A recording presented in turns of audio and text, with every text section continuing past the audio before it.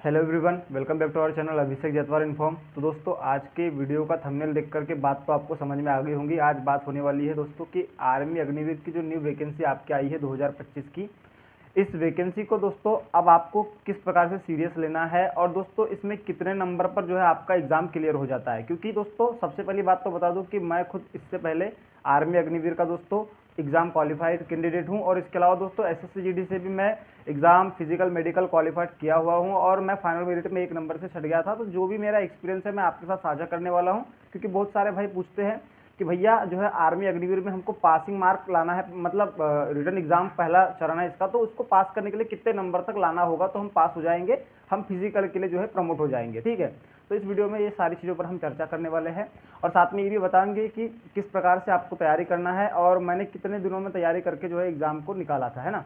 तो पूरा सारा कुछ मैं इस वीडियो में डाउट आपका क्लियर कर दूंगा और चैनल पर नए हो तो चैनल को सब्सक्राइब कर लेना, क्योंकि ऐसी अपडेट आपको मिलती रहेंगी इस चैनल पर और सबसे पहले और सबसे सटीक रूप से मिलते रहेंगी। तो दोस्तों स्टार्ट करते हैं इस वीडियो को। तो दोस्तों मैं बता दूं कि आपका आर्मी अग्निवीर का जो सबसे पहले रिटन एग्जाम होता है उसमें आपका जो है जो चयन होता है, मतलब पहली मेरिट आती है जिसको रिटन एग्जाम क्वालिफाइड बोलते हैं, वो दोस्तों सारे एआरओ की अलग अलग होती है। मान के चलो जबलपुर एआरओ है एमपी का, उसकी अलग जाती है, भोपाल की अलग जाती है, आप अगर से कहीं राजस्थान से हो तो वहाँ की कोई एआरओ की अलग जाती है। तो मतलब कहने का मतलब ये है कि सारे एआरओ की कट ऑफ अलग अलग जाती है।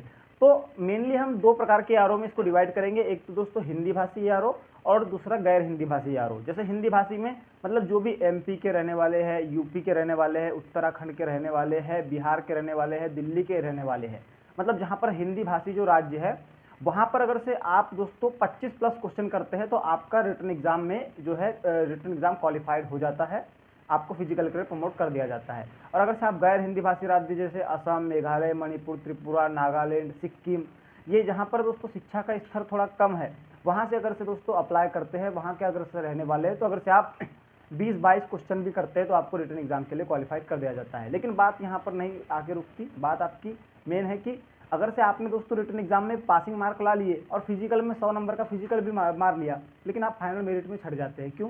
क्योंकि वही जो आप 2, 4, 10 नंबर से 5 नंबर से छटते हैं, आपके रिटर्न में आपकी थोड़ी कमी रहती है, उसके कारण होता है। तो इस बार बहुत बड़ा दोस्तों दुष्प्रभाव देखने को मिला है। बहुत सारे लड़के जिनने 100 का फिजिकल मारा था और वो बताते थे कि भैया मेरे 50-25 क्वेश्चन सही है और टोटल ओवरऑल 150-160 बन रहे, तो उनका भी सिलेक्शन नहीं हुआ है। यही कहने का मतलब है। तो मतलब कहने का मतलब ये है कि सीधे से आपको पहले तो फिजिक मतलब आपका रिटर्न में भी अच्छा स्कोर करना है। मैंने बोल दिया कि 25 क्वेश्चन में भैया एमपी वालों का एग्जाम क्वालिफाई हो जाएगा, तो 25 का टारगेट नहीं रखना है, आपने को 35 से 40 का टारगेट रखना है।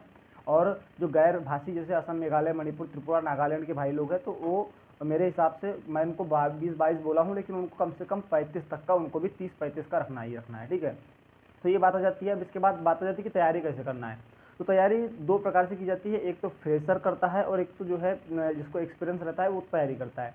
तो मैं बता दूं कि जो फ्रेशर है वो आरडब्ल्यू का एक यूट्यूब चैनल है, उससे जुड़ जाए, उससे तैयारी करे। और आरडब्ल्यू की बुक आती है, जीडी की भी अलग आती है, ट्रेडमैन की, नर्सिंग असिस्टेंट की, क्लर्क की, सारी चीज़ों की अलग अलग जो है बुक आती है।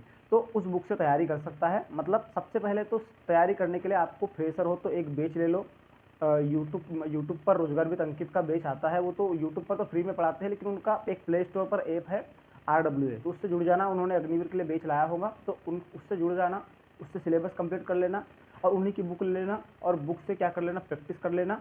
और उनकी बुक के अलावा और कोई बुक लेना चाहते हो तो राम सिंह यादव की बुक ले लेना, उससे प्रैक्टिस कर लेना। और तीसरी चीज़ आ जाती है मॉक टेस्ट। तो मॉक टेस्ट कहाँ से लगाना है, या तो आरडब्ल्यू के ऐप से लगा लेना या फिर टेक्स्ट बुक से लगा लेना। फिर उसके बाद मॉक टेस्ट का एनालिसिस करना है। एनालिसिस किस प्रकार से करना है, मान के चलो आज अपने एनालिसिस मतलब टेस्ट दिया, वहाँ से आपसे कोई मान के चलो कि लाभ और हानि के गणित गलत हो गए, तो आप लाभ और हानि के गणित को इस प्रकार से फिर से रिवीजन करो कि आगे चल के अगर से ऐसे क्वेश्चन आते हैं तो आपसे गलत ना हो।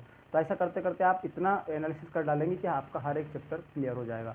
तो ओवरऑल यहाँ पर सीधी सी बात ही बता दूँ कि आप इस प्रकार से तैयारी कर सकते हैं और इतने पे आपका सिलेक्शन मतलब ये हो सकता है। तो भैया सिलेबस की तो सबको पता ही होगा, मैंने वीडियो बनाया भी हूँ। आप अगर से मेरे चैनल पर जाके पुराने भी वीडियो सर्च मारेंगे तो आपको वहाँ पर सिलेबस पता चल जाएगा। सबसे पहले रिटन एग्जाम होता है, उसके बाद फिजिकल होता है, मेडिकल होता है, फिर फाइनल मेरिट आती है।